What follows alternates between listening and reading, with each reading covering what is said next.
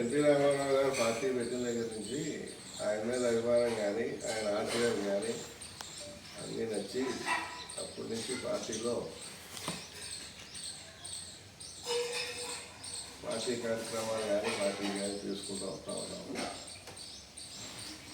అనేక రకాలుగా చేస్తూ తర్వాత ఈ తాపూట్ల గ్రామానికి సౌకర్యాలు ఏర్పడాలనే దానికోసం మెయిన్గా లిఫ్ట్ సౌకర్యం కావాలనే దానికోసం ఎప్పటి నుంచో కృషి చేస్తూ వచ్చాము.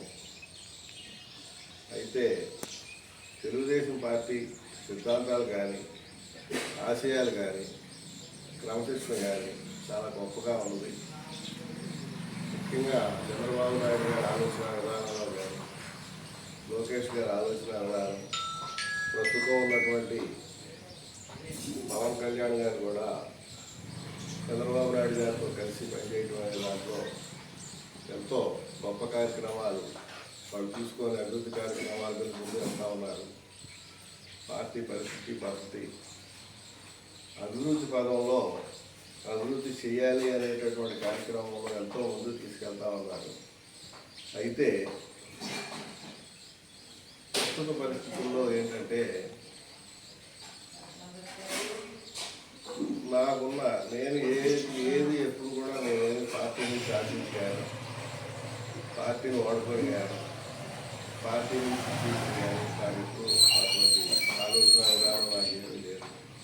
కాకపోతే పార్టీ విధానాలు ఎంత బాగున్నప్పటికీ, పార్టీ సిద్ధాంతాలు ఎంత బాగున్నా, పార్టీ అభివృద్ధి కార్యక్రమాలు ఎంత బాగున్నా కూడా ఇక్కడ ఏదో చెదల పురుగులు అంటారు చూసారా, చీడ పురుగుల్లాగా ఇక్కడ పరిస్థితులు, ఈ చీడ పురుగుల దాడి, ఈ చీడ పురుగుల యొక్క ఈ చికాకులు అది ఏ రకంగా ఉంది అంటే అసలు అది ఎందుకు చేస్తున్నారో తెలియదు, ఎందుకు ఇదవుతున్నారో తెలియదు. ఎన్నో రకాలుగా నన్ను మానసికంగా కానీ ఆర్థికంగా కానీ నన్ను బ్లేమ్ చేయడానికి కానీ ఏదో రకాలుగా ఎన్నో రకాలుగా నన్ను వాడుకొని ఇది చేసి ఒక చెదల పురుగులు చీడ పురుగులు కనుక పడితే ఏదైతే నాశనం అవుతుందో నాకున్నటువంటి పరిస్థితికి నేను దాదాపుగా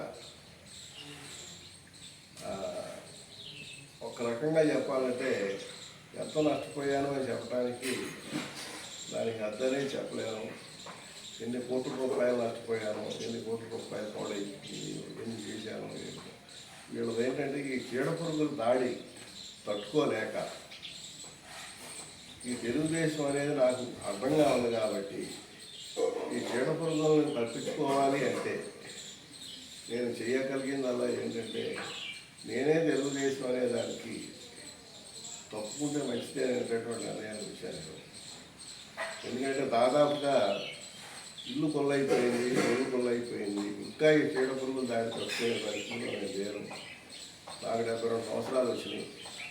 ఇంకా వీళ్ళ యొక్క ఈ చికాకులు తట్టుకునే శక్తి లేక నేను తెలుగుదేశం పార్టీ నుంచి విరమించుకుంటూ ఈ చీడ పురుగులు అనే దాన్ని చూసుకోలేని పరిస్థితిలో ఉంటే కింద నుంచి వీళ్ళ యొక్క స్పీడ్ పెరిగింది అంటే వీళ్ళ యొక్క ఇది పెరిగితే దీనికి పార్టీయే బాధ్యులు అని చెప్పడానికి అయితే కాదు, కానీ దీని పార్టీని నిర్ణయించాల్సిన అవసరం అయితే లేదు.